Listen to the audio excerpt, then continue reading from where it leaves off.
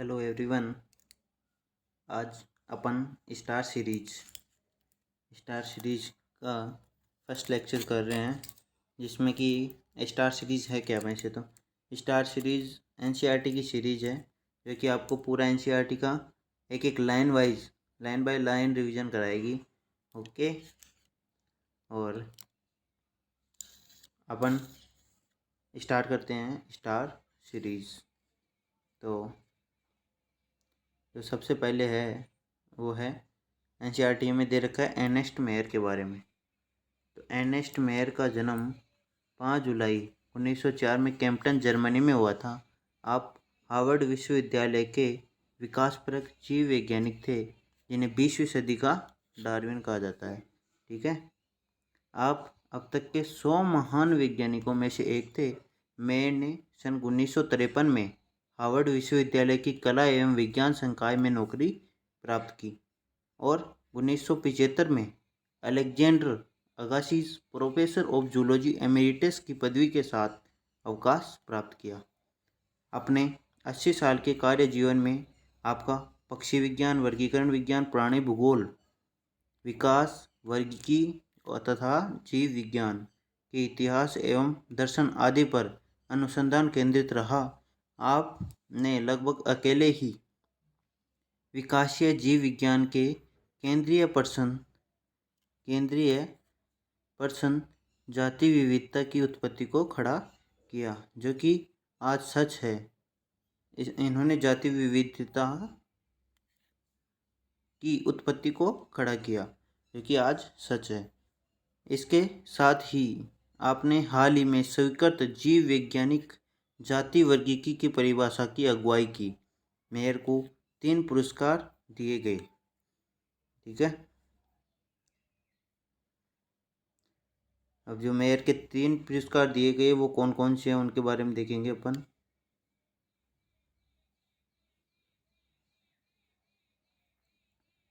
तीन पुरस्कार कौन कौन से दिए गए? 3 पुरस्कार दिए गए जिन्हें व्यापक तौर पर जीव विज्ञान के 3 ताजों की संज्ञा दी जाती है। 1983 में बोल्जमैन प्राइज, 1998 में जीव विज्ञान के लिए इंटरनेशनल प्राइज और 1999 में क्राफोर्ड प्राइज। मेयर ने 100 वर्ष की आयु में 2004 को स्वर्गवासी हो गए। तो इसमें याद रखने लायक कौन कौन से पॉइंट है वो बताऊँ मैं आपको। एक तो इनको 3 ताजों की संज्ञा दी गई। ठीक है, और इन्होंने प्राणी भूगोल, ये आपका पक्षी विज्ञान, वर्गीकरण विज्ञान, प्राणी भूगोल, विकास, वर्गीकी एवं जीव विज्ञान की इतिहास एवं दर्शन आदि पर अनुसंधान केंद्रित कहा। ठीक है, इन्होंने किन किन पर कार्य किया। इसके अलावा इन्होंने जाति विविधता की उत्पत्ति को खड़ा किया। इसके अलावा उन्होंने जाति विविधता की उत्पत्ति को खड़ा किया। ठीक है, और 100 महान वैज्ञानिकों में से एक थे और 20वीं सदी का इन्हों को डार्विन कहा जाता है। तो ये सब पॉइंट आपको याद रखने हैं। ये हमारे अर्नेस्ट मेयर है। ठीक है,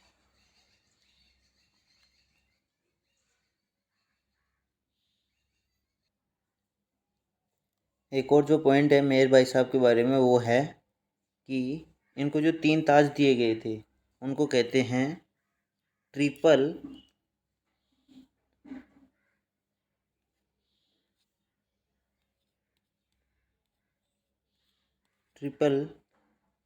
crown for biology.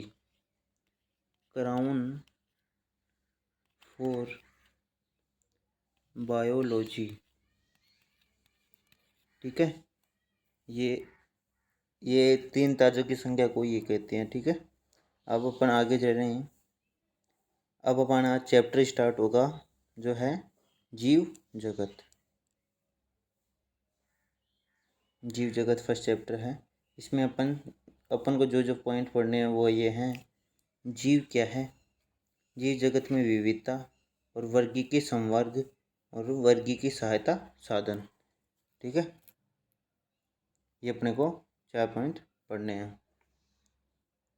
Upon start करते हैं जीव जगत।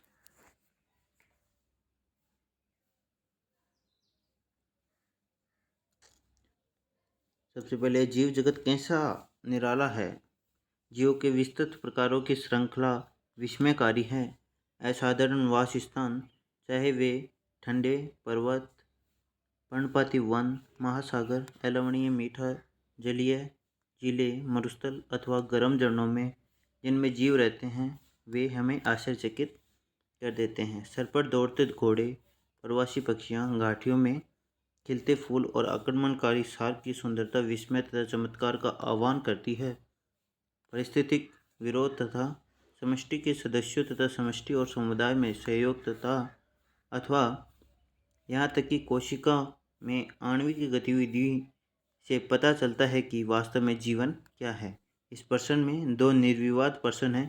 पहला तकनीकी है, जो जीव या निर्जीव क्या है इसका उत्तर खोजने में प्रयत्न करता है, तथा दूसरा प्रश्न दार्शनिक है, जो यह जानने का प्रयत्न करता है कि जीवन का उद्देश्य क्या है। वैज्ञानिक होने के नाते हम दूसरे प्रश्न का उत्तर देने का प्रयास नहीं करेंगे। हम इस विषय पर चिंतन करेंगे कि जीव क्या है। तो अपन ये सोचेंगे जीव निर्जीव है या निर्जीव है या जीव है। ठीक है।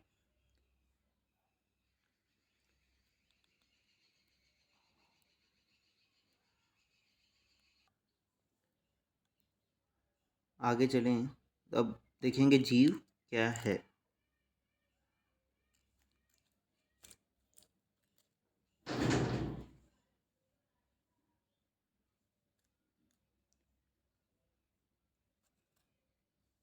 जीव क्या है। जब हम जीवन को परिभाषित करने का प्रयत्न करते हैं, तब हम प्रायः जीवों के सुस्पष्ट अभिलक्षणों को देखते हैं। वृद्धि, जनन, पर्यावरण के प्रति संवेदना का पता लगाना और उनके अनुकूल क्रिया करना, ये सब हमारे मस्तिष्क में तुरंत आते हैं कि ये अद्भुत लक्षण जीवों के हैं। मतलब हमारे जीवों का नाम सुनते क्या क्या आएगा कि वो वृद्धि करते होंगे, जनन करते होंगे, पर्यावरण के प्रति संवेदना दिखाते होंगे और उनके अनुकूल क्रिया करते होंगे, प्रतिक्रिया करते होंगे। आप इस सूची में उपापचय, स्वयं की प्रतिलिपि बनाना, स्वयं को संगठित करना और प्रतिक्रिया करना तथा उद्गमन आदि को भी जोड़ सकते हैं। मतलब जीवों की ये विशेषता तो हैं ही हैं। अब इनमें और कौन कौन सी जोड़ सकते हैं? वह है उपापचय, स्वयं की प्रतिलिपि बनाना, स्वयं को संगठित करना और प्रतिक्रिया करना और उद्गमन आदि को भी जोड़ सकते हैं। आओ हम इन सब का विस्तार से समझने का प्रयत्न करते हैं। एक एक जो जीव की विशेषता है उनको समझने का प्रयास करेंगे। Okay, done.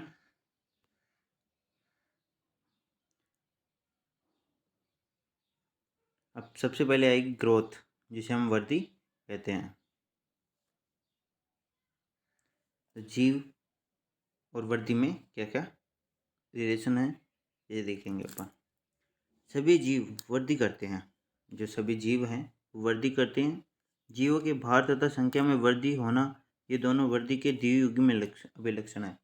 मतलब अगर उनके वृद्धि हो रही है और इनकी संख्या में वृद्धि हो रही है, ये दो तरह की वृद्धि होती है। एक तो संख्या में वृद्धि होना और वैसे शरीर में की ग्रोथ होना। बहुकोशिक जीव कोशिका विभाजन द्वारा वृद्धि करते हैं। सेल डिवीजन करके बहुकोशिक जीव अपना क्या करते हैं, वृद्धि करते हैं। पौधों में यह वृद्धि जीवन पर्यंत कोशिका विभाजन द्वारा संपन्न होती रहती है। अब पौधों में क्या है कि ये जीवन पर्यंत मतलब अंत समय तक चलती रहती है। प्राणियों में यह वृद्धि कुछ आयु तक होती है। प्राणियों में एक लिमिट एज तक ही होती है, उसके बाद नहीं होती। लेकिन कोशिका विभाजन विशिष्ट ऊतकों में होता है। कोशिका विभाजन क्यों इसमें होता है? विशिष्ट मेस्टेमेटिक ऊतकों में ही तो होगा। जो विभाजनकारी ऊतक होंगे उनमें ही तो विभाजन होगा, ताकि विलुप्त कोशिकाओं के स्थान पर नई कोशिकाएं आ सकें। एक कोशिकीय जीव भी कोशिका विभाजन द्वारा वृद्धि करते हैं। एक कोशिकीय जो जीव हैं वो किसके द्वारा वृद्धि करते हैं? विभाजन द्वारा। कोशिका विभाजन बड़ी सरलता से कोई भी इसे पात्र संवर्धन में सूक्ष्मदर्शी से देखकर कोशिकाओं की संख्या गिन सकता है। तो टेस्ट ट्यूब होती है, उसमें अपन संवर्धन कराएं, इनविट्रो में अगर संवर्धन कराएं और उनको माइक्रोस्कोप से देखें तो उनकी संख्याओं को गिनकर उनकी कोशिकाओं की संख्याओं को गिनकर अपन भी उनकी वृद्धि का पता लगा सकते हैं। अधिकांश उच्च कोटि के प्राणियों तथा पादपों में वृद्धि तथा जनन पारस्परिक विशिष्ट घटनाएं हैं।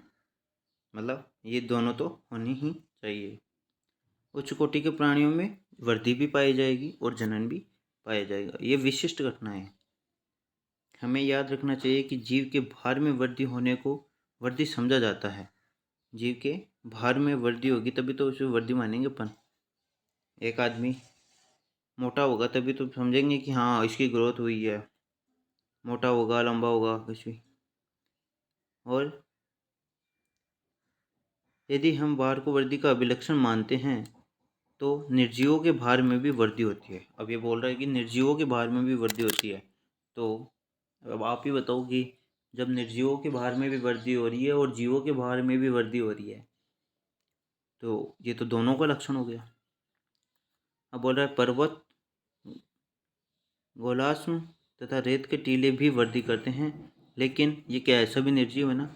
लेकिन निर्जीवों में इस प्रकार की वृद्धि उनकी सतह पर पदार्थों के एकत्र होने के कारण होती है। मतलब एक्सट्रिंसिक, मतलब बाहर से इनकी वृद्धि होती है।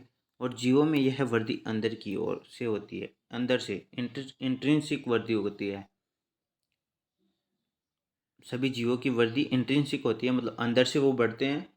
और जो सब रेत के टीले, पहाड़ ये वगैरह हैं, ये बाहर से बढ़ते हैं, तो एक्सट्रिंसिक वृद्धि होती है। इसलिए वृद्धि को जीवों का एक विशिष्ट गुण नहीं माना जाता। क्यों? क्योंकि ये निर्जीवों में हो रही है और सजीवों में भी हो रही है, तो इसको एक सजीव का गुण नहीं मान सकते कि ये सजीव में ही होगी, क्योंकि ये तो निर्जीव में भी हो रही है।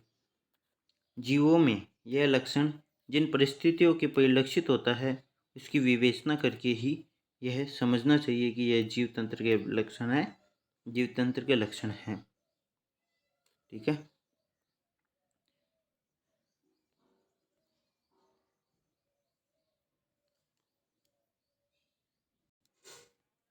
तो अपन ने इस परिग्राफ में क्या क्या देखा, ये एक तो वृद्धि होती है, वो क्या किस प्रकार की होती है, दो तरह की होती है। जैसे एक तो उनके मास में वृद्धि हो जाए, मास में वृद्धि हो जाए, और दूसरा है उनके नंबर में वृद्धि हो जाए। ठीक है। और इसके अलावा देखा अपन ने कि प्लांट में कंटिन्यूस ग्रोथ, मतलब जीवन पर्यंत तक चली रहती है, और एनिमल में लिमिटेड एज तक ही वो चलेगी, वृद्धि होगी। ठीक है। और यूनिसेलुलर में ग्रोथ एंड रिप्रोडक्शन दोनों साथ साथ चलते हैं। मतलब क्यों? यूनिसेलुलर जो होता है उनमें रिप्रोडक्शन और ग्रोथ दोनों एक साथ ही चलेंगी। कैसे? क्योंकि यूनिसेलुलर जो है वो जो रिप्रोडक्शन भी करेंगे वो एक सेल से दो सेल बनाएंगे, यही इनका रिप्रोडक्शन है और यही इनकी ग्रोथ है। यही प्रकार है उनके ग्रोथ का, वृद्धि का, और यही प्रकार है उनके रिप्रोडक्शन का। अब अपन आगे देखेंगे। अब आगे अपन को बताया गया है जनन के बारे में। दूसरा, पहले वृद्धि हो ही गया, अब दूसरा है जनन। इस प्रकार जनन भी जीवों का अभिलक्षण है। वृद्धि के संदर्भ में इस तथ्य की व्याख्या हो जाती है, बहुकोशिक जीवों में जनन का अर्थ अपनी संतति उत्पन्न करना है, जिसके अभिलक्षण जनन क्या है, मतलब अपनी संतति उत्पन्न करना, जिसके अभिलक्षण लगभग अपने माता पिता से मिलते हैं। निर्विवाद रूप से हम लैंगिक जनन के विषय में चर्चा कर रहे हैं। बहुकोशिकीय में लैंगिक जनन की चर्चा कर रहे हैं अपन। जीव अलैंगिक जनन भी करते हैं ना। फंजाई लाखों कवक लाखों अलैंगिक बीजाणुओं द्वारा गुणन करती है और सरलता से फैल जाती है। निम्न कोटि के जीवों जैसे यीस्ट, हाइड्रा में मुकुलन द्वारा जनन होता है। अब यही ध्यान रखना, यीस्ट और हाइड्रा में मुकुलन द्वारा जनन होता है। प्लेनेरिया में वास्तविक पुनर्जनन होता है। जो प्लेनेरिया चपटाकर्मी है उसमें पुनर्जनन क्या है, अब देखो आगे बता रखा है। अर्थात एक खंडित जीव, मतलब एक जीव है उसको खंडित, मतलब अलग अलग भागों में टूट गया। जीव अपने शरीर के लुप्त अंग को पुनः प्राप्त कर लेता है, मतलब जो उसका अंश बचा उस खंड से वो पूरा शरीर बना लेता है अपना, उसको वास्तविक पुनर्जनन कहते हैं। और इस प्रकार एक नया जीव बन जाता है। फंजाई, तंतुमयी शैवाल, मौस का प्रथम तंतु तथा विखंडन विधि द्वारा गुणन करते हैं। ये सभी क्या है, विखंडन विधि द्वारा करते हैं, ये याद रखना है ना।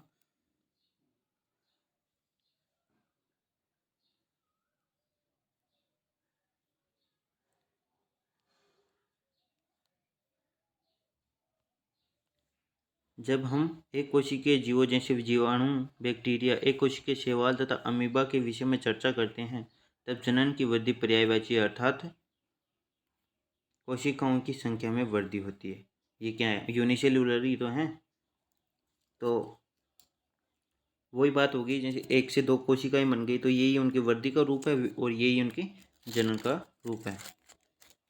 अब हम पहले ही कोशिकाओं की संख्या तथा तो बाद में वृद्धि होने को वृद्धि के रूप में परिभाषित कर चुके हैं। बताया ना अभी 2 तरह की वृद्धि होंगी, एक तो उनकी संख्या में वृद्धि हो जाए और दूसरा उनके भार में वृद्धि हो जाए।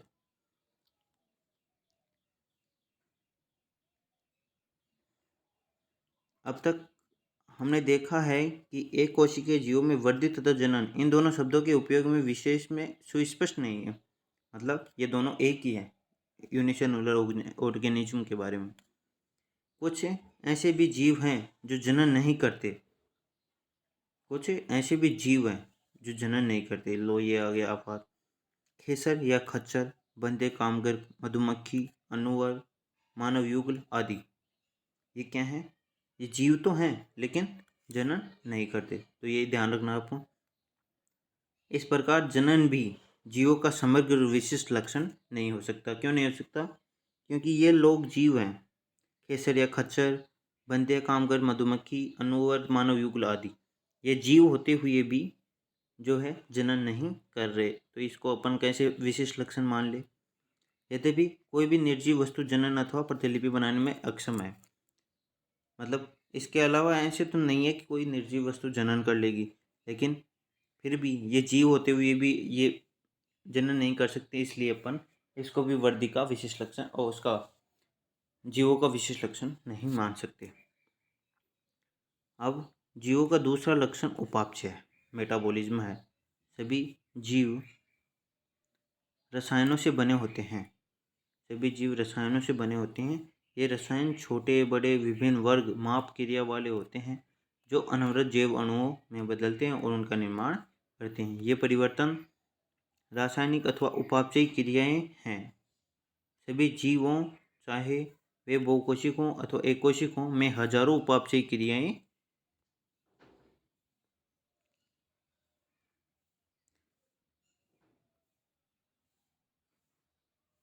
साथ साथ चलती रहती है।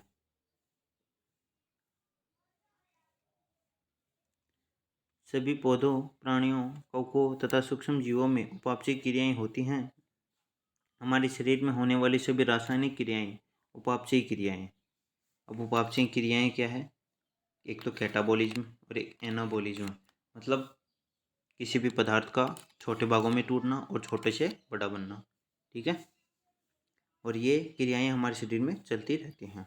किसी भी निर्जीव में उपापचयी क्रियाएं नहीं होती है। और अब जीव और निर्जीव की बात करें तो जीवों में तो हमेशा ये उपापचयी क्रियाएं होंगी और निर्जीवों में उपापचयी क्रियाएं नहीं होंगी। शरीर के बाहर कोशिका मुक्त तंत्र में उपापचयी क्रियाएं प्रदर्शित हो सकती हैं, मतलब शरीर के बाहर इन विट्रो में अपन जो परखनली में उपापचयी क्रियाएं करा सकते हैं।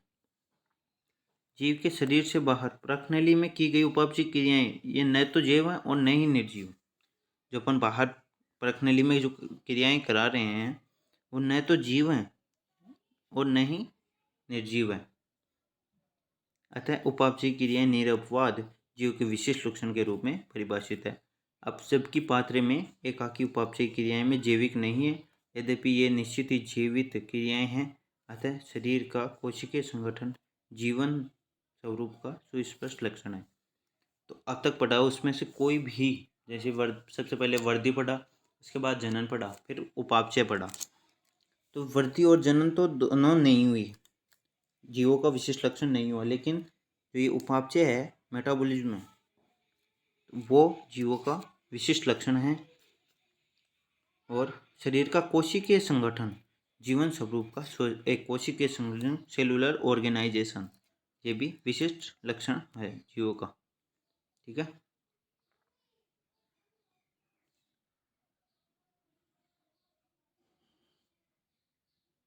अब आगे देखें। शायद सभी जीवों का सबसे स्पष्ट परंतु पेचीदा अभिलक्षण अपने आसपास या पर्यावरण के उद्दीपनों और भौतिक, रासायनिक अथवा जैविक हो सकती है।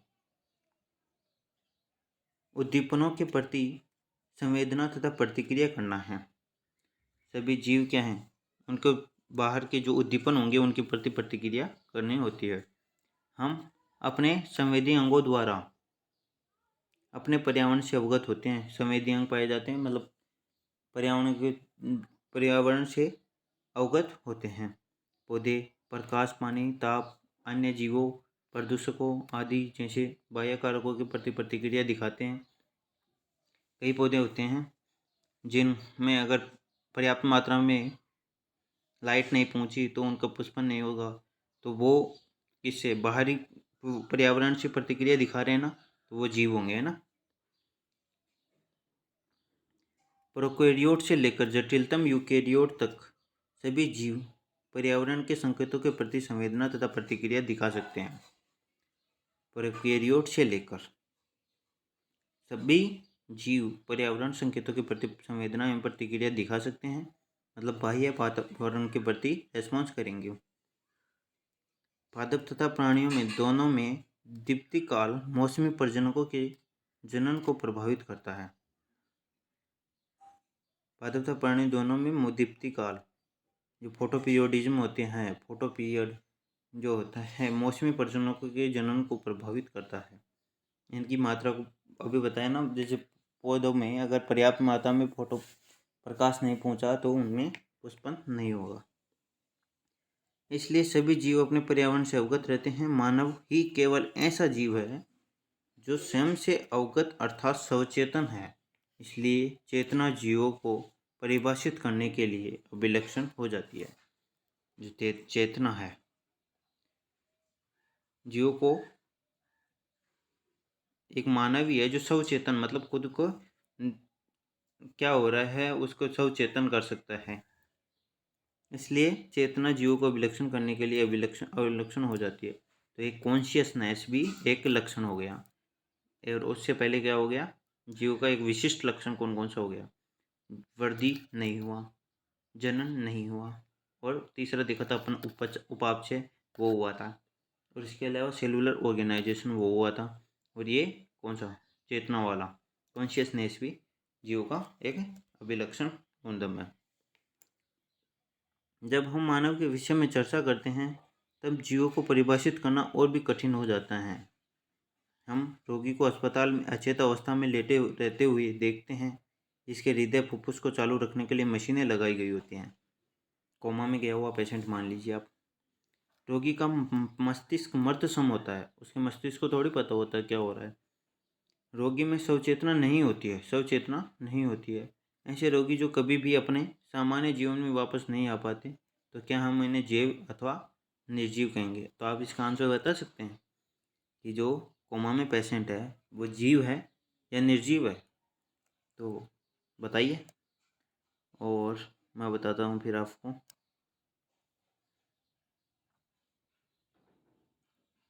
जो कोमा में पेशेंट है वो, उसका ब्रेन डेड हो गया है, तो वो ना ही तो लिविंग है और ना ही नॉन लिविंग है, मतलब ना तो जैव है और ना ही निर्जीव है।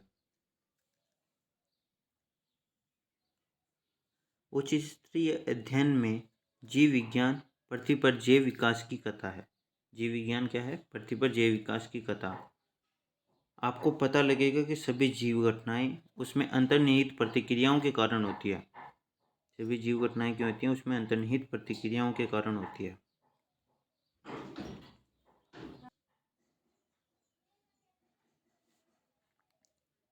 उच्च स्तरीय अध्ययन में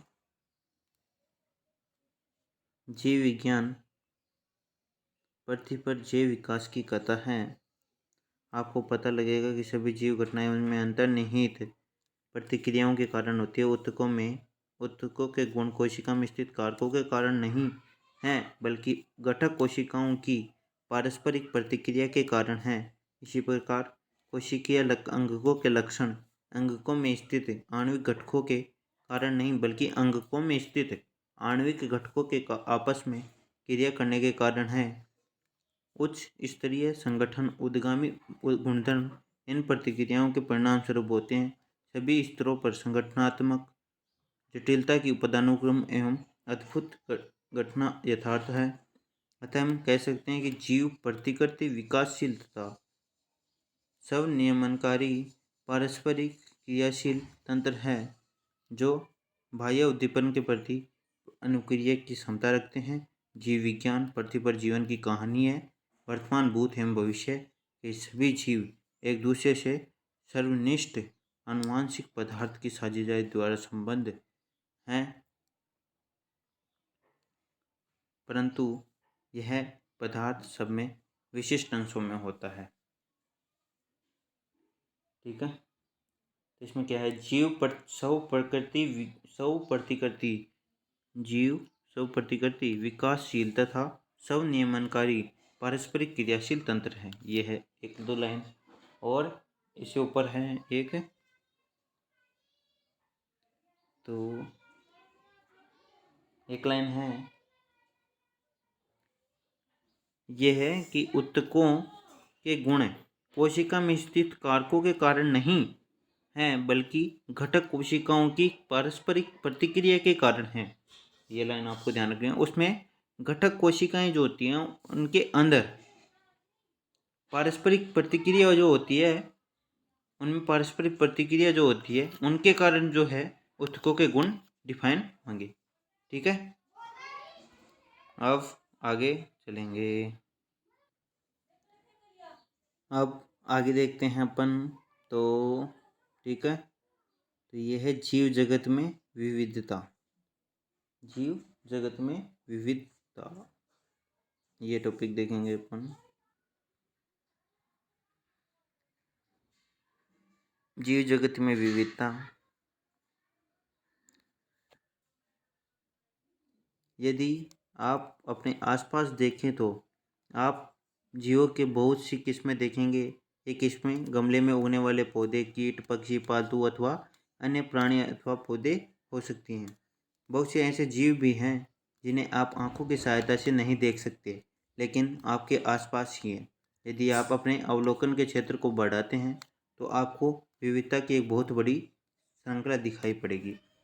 स्पष्टतः यदि आप किसी सघन वन में जाएं तो आपको जीवों की बहुत बड़ी संख्या तथा उनके कई किस्में दिखाई पड़ेंगी। प्रत्येक प्रकार के पौधे, जंतु अथवा जीव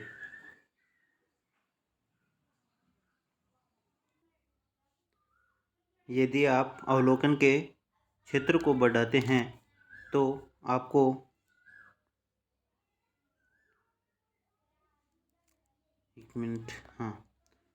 तो आपको विविधता की एक बहुत बड़ी श्रृंखला दिखाई पड़ेगी। स्पष्टतः यदि आप किसी सघन वन में जाएं तो आपके जीवों की बहुत बड़ी संख्या तथा उनमें उनकी कई किस्में दिखाई पड़ेंगी। प्रत्येक प्रकार के पौधे, जंतु अथवा जीव जो आप देखते हैं किसी एक जाति का प्रतीक है। जो भी आप जीव अपने आसपास देखते हैं वो किसी एक जाति का प्रतीक है। अब तक की ज्ञात तथा वर्णित स्पीशीज का संख्या लगभग 1.7 मिलियन से लेकर 1.8 मिलियन तक हो सकती है। हम इसे जैविक विविधता अथवा पृथ्वी पर स्थित जीवों की संख्या तथा प्रकार कहते हैं। हमें यह स्मरण रखना चाहिए कि जैसे जैसे हम नए तथा यहाँ तक कि पुराने क्षेत्रों को खोज करते हैं, हमें नए नए जीवों के पता लगता रहता है। मतलब पुराने जो जीवों के अवशेष मिलते हैं उनसे पता लगता रहता है कि ये भी प्रकार के हमारे पास ये भी प्रकार के जीव थे। ठीक है, अब है जैसा कि ऊपर बताया गया है कि जीव विश्व में कई मिलियन पौधे तथा प्राणी हैं। अब आपको मैं बताऊं तो पौधे जो हैं वो 0.55 मिलियन है। ठीक है, और जो एनिमल है 1.25 मिलियन है। इस प्रकार 1.7 मिलियन से 1.8 मिलियन तक इनकी जो है संख्या है। हम पौधे तथा प्राणियों को उनके स्थानिक नाम से जानते हैं। ये स्थानिक नाम एक ही देश के विभिन्न स्थान के अनुसार बदलते रहते हैं। यदि हमने कोई ऐसी विधि नहीं निकाली जिससे के द्वारा हम किसी जीव के विषय में चर्चा कर रहे हैं तो शायद इसे भ्रमकारी स्थिति पैदा हो सकती है। मतलब भ्रमकारी स्थिति पैदा कैसे होगी? जैसे एक देश का आदमी तो कुछ और बोल रहा है, एक देश का आदमी कुछ और बोल रहा है उसी पदप को, तो ये भ्रमकारी स्थिति पैदा होगी कि ये किसके बारे में बात कर रहा है और वो किसके बारे में बात कर रहा है। तो ये भ्रमकारी स्थिति पैदा ना हो इसलिए हमने क्या किया कि एक नामकरण ऐसा पद्धति होनी चाहिए जिसके द्वारा कि सारे विश्व में वो एक ही नाम से जाना जाए, जिससे इससे भ्रमकारी स्थिति पैदा न हो। प्रत्येक जीव का एक मानक नाम होता है जिससे वह उसी नाम से सारे विश्व में जाना जाता है। इस प्रक्रिया को नाम पद्धति कहते हैं, नोमेनक्लेचर। इस प्रश्न नाम पद्धति तभी संभव है जब जीव का वर्णन सही हो। हम यह जानते हैं कि यह नाम किस जीव का है, इसे पहचानना कहते हैं। जब हम जान जाएं कि ये किसके बारे में बात कर रहे हैं तो उसे पहचानना, आइडेंटिफिकेशन कहते हैं। अध्ययन को सरल करने के लिए अनेकों वैज्ञानिकों ने प्रत्येक ज्ञात जीवों को वैज्ञानिक नाम देने की प्रक्रिया बनाई है। वैज्ञानिकों ने क्या किया कि एक ही नाम होना चाहिए, तो उन्होंने क्या किया कि वैज्ञानिक नाम पद्धति अपनाते हैं। इस प्रक्रिया को विश्व में सभी जीव वैज्ञानिकों ने स्वीकार किया। सभी ने माना कि हाँ ऐसा होना चाहिए कि एक ही नाम होना चाहिए। पौधों के लिए वैज्ञानिक नाम का आधार सर्वमान्य नियम तथा कसौटी है जिनको international code of botanical nomenclature, ये पे ऑफ नहीं आएगा, 4 आएगा, ध्यान रखना। International code for botanical nomenclature में दिया गया। आप पूछ सकते हैं कि अगर इनको अब अपन क्या पूछेंगे, प्राणियों का नामकरण कैसे किया जाता है। मतलब अगर पादपों का नामकरण तो international code for botanical nomenclature कर देता है, लेकिन हम ऐसे भी तो पूछ सकते फिर जंतुओं का कौन करेगा। तो जंतुओं के लिए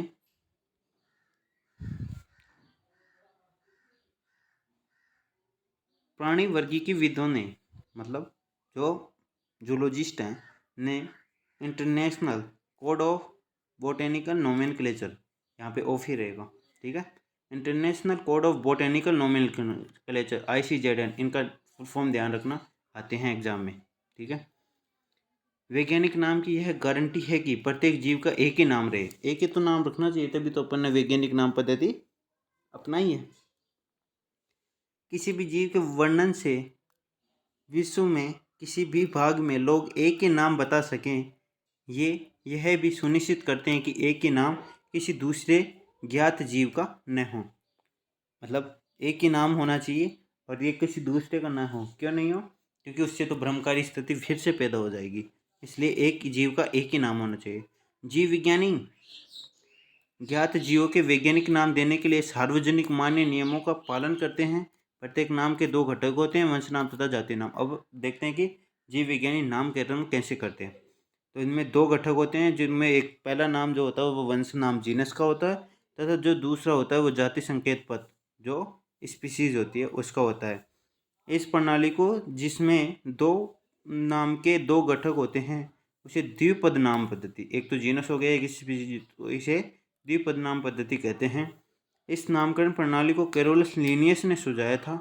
इसका उपयोग द्वीप नाम पद्धति बायनोमियल नोमेनक्लेचर किसने दिया था? कैरोलस लिनियस ने, ये भी ध्यान रखना आपको। इसका उपयोग सारे विश्व के जीव विज्ञानी करते हैं। 2 शब्दों वाला नामकरण प्रणाली बहुत सुविधाजनक है। आओ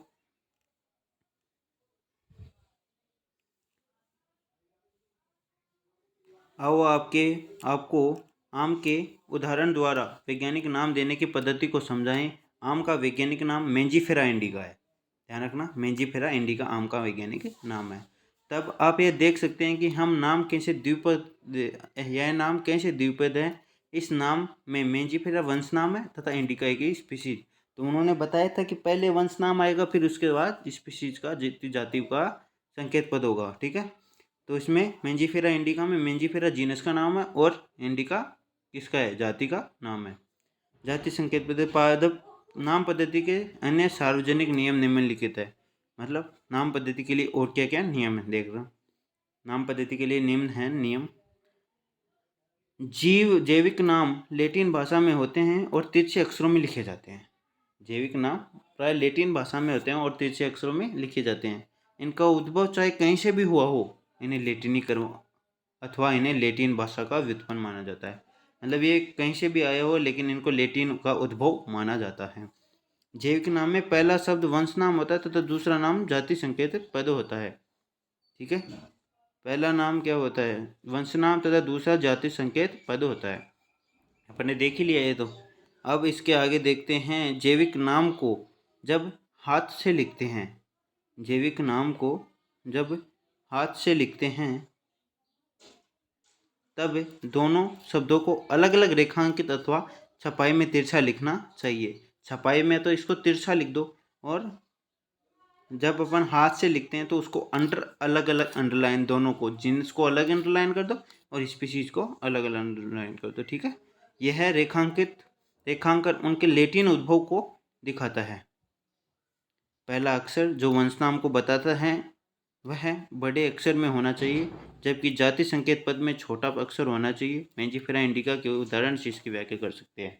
जैसे मेंजिफेरा में एम तो बड़ा होना चाहिए और मेंजिफेरा इंडिका हो गया, तो इंडिका जो है उसका आई छोटा होना चाहिए। ठीक है, ओके। तो ये कुछ रूल्स थे, इनको फॉलो करना।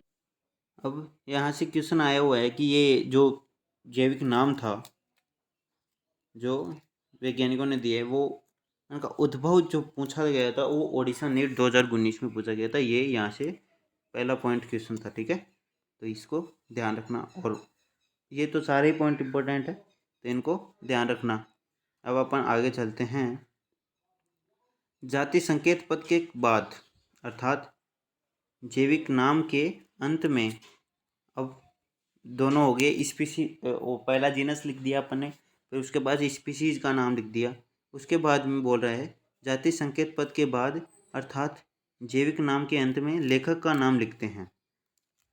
उसके बाद लेखक का नाम लिखते हैं और इसे संक्षेप में लिखा जाता है। उदाहरणार्थ मेंजिफेरा इंडिका लिन, जो ये लिन है वो लीनियस है, तो उनका शॉर्ट फॉर्म में यहाँ पे नाम लिखा गया है।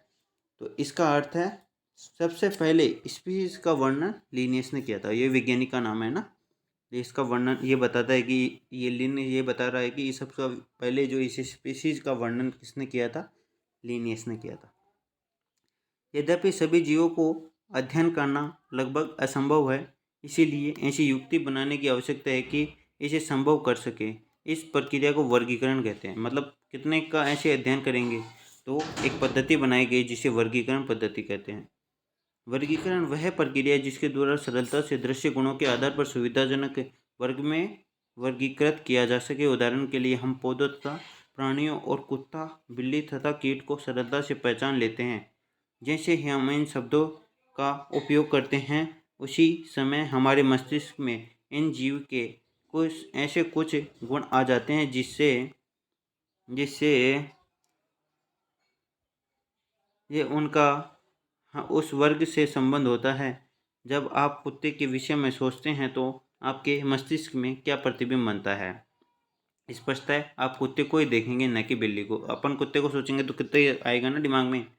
यदि एल्सेशियन के विषय में सोचे तो ये पता लगे कि हम किसके विषय में चर्चा कर रहे हैं। इस प्रकार मान लो हमें स्तनधारी को कहना है तो आप ऐसे जंतु के विषय में सोचोगे जिसके बाह्य कान, शरीर पर बाल होते हैं। इसी प्रकार पौधे में यदि हम गेहूं के विषय में चर्चा करेंगे तो हमारे मस्तिष्क में गेहूं का पौधा आ जाएगा। ये कोई इम्पोर्टेंट वैसे है नहीं, इसलिए ये सभी कुत्तों, बिल्ली तथा स्तनधारी, गेहूँ, चावल, पौधे, जंतु आदि सुविधाजनक वर्ग हैं। ये वर्ग हैं जो अपन सोचते हैं, उनके सारी विशेषताएं आ जाती हैं जिनका उपयोग हम पढ़ने में करते हैं। हम वर्गों को वैज्ञानिक शब्दावली टेक्सा कहते हैं। ये वर्ग हैं उनको टेक्सा कहते हैं। वैज्ञानिक शब्दावली मतलब साइंटिफिक भाषा में अपन इसको टेक्सा कहेंगे। यहाँ आपको स्वीकार करना चाहिए कि टेक्सा विभिन्न स्तर पर सही वर्गों को बता सकता है। पौधे भी एक टेक्सा हैं, गेहूँ भी एक टेक्सा है, क्योंकि सारे वर्ग थे तो वर्गों को ही तो अपन टेक्सा बोल रहे हैं, तो गेहूँ भी एक टेक्सा है। इसी प्रकार जंतु, स्तनधारी, कुत्ता, ये सभी टेक्सा हैं। लेकिन क्या आप जानते हैं कि कुत्ता एक स्तनधारी प्राणी है। कुत्ता स्तनधारी प्राणी है, इसलिए प्राणी स्तनधारी तथा कुत्ता विभिन्न स्तरों पर टेक्सा को बताता है। तो ये क्या है, टेक्सा है तो बताएंगे। ठीक है, अब इससे अपन आगे देखेंगे।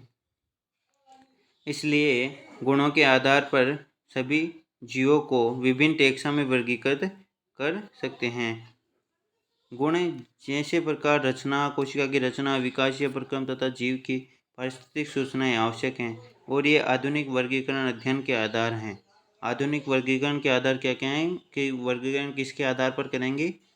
प्रकार, गुण जैसे प्रकार, रचना, कोशिका की रचना, विकासीय प्रक्रम तथा जीव की पारिस्थितिक सूचनाएं आवश्यक है। इसलिए देखना इम्पोर्टेंट आएगी। विशेषीकरण, पहचान और स्पेशलाइजेशन और आइडेंटिफिकेशन, क्लासिफिकेशन, नोमेनक्लेचर आदि ये प्रक्रम है जो वर्गीकरण के आधार है। वर्गीकरण के आधार कौन कौन से हैं? आइडेंटिफिकेशन, क्लासिफिकेशन, नोमेनक्लेचर, ये 3 वर्गीकरण के आधार हैं। ठीक है, इन तीनों को ध्यान में रखना है। अब आगे देखेंगे कि वर्गीकी कोई नई नहीं है। मानव सदैव विभिन्न प्रकार के जीवों के विषय में अधिकाधिक जानने का प्रयत्न करता रहा है, विशेष रूप से उनके विषय में जो उनके लिए अधिक उपयोगी थे। आदि मानव को अपने मूलभूत आवश्यकताओं जैसे भोजन, कपड़े तथा आश्रय के लिए नए नए स्रोत खोजने पड़े थे। इसलिए विभिन्न जीवों के वर्गीकरण का आधार उपयोग पर आधारित था। मतलब जो उनको काम में आती थी चीज़ें, उपयोग पर आती थी, उन्हीं के बारे में वो सोचते थे और उन्हीं के बारे में वो वर्गीकरण करते थे। काफ़ी समय से मानव विभिन्न प्रकार के जीवों के विषय में जानने और उनकी विविधता सहित उनके संबंध में रुचि लेता रहा है। अध्ययन की इस शाखा के वर्गीकरण पद्धति सिस्टमेटिक्स कहते हैं। सिस्टमेटिक्स शब्दावली लैटिन शब्द है जिसे सिस्टेमा से आया है, जिसका अर्थ है जीवों की नियमित व्यवस्था। लिनियस ने अपने पब्लिकेशन का टाइटल सिस्टेमा नेचर चुना। लिनियस जो है उन्होंने जो अपनी पब्लिकेशन बुक थी उनका, उसकी जो टाइटल था उसका नाम लगा सिस्टेमा नेचर चुना। वर्गीकरण पद्धति में पहचान, नाम पद्धति तथा वर्गीकरण को शामिल करके इसके क्षेत्र को बढ़ा दिया गया है। वर्गीकरण पद्धति में जीवों के विकासीय संबंध को भी ध्यान में रखा गया है। जब विकास हो रहे जीवों में उनको वर्गीकरण पद्धति में आधार माना गया है। अब आज अपन इतना ही करेंगे। इसके अलावा एक सेशन में आपका ये जो बाकी का चैप्टर है वो आ जाएगा। कल तक आपको ये दूसरा सेशन भी मिल जाएगा। तो आपको बस ऐसे ही बने रहना है। सब्सक्राइब कर दीजिए चैनल को और press the bell icon. Okay. और स्टार सीरीज एक एनसीईआरटी बेस्ड सीरीज है जो पूरा एनसीईआरटी का आपको रिवीजन कराएगी और इसमें से अभी आपको पहला क्लास ही है। इसके बाद में और सरप्राइज मिलेंगे, जैसे प्रीवियस ईयर्स के भी मिलेंगे। प्रीवियस ईयर्स के लिए भी कुछ प्लान किया है और आगे इसी प्रकार चलते रहेंगे। और सब्सक्राइब कीजिए। Thank you very much. Okay, thank you very much.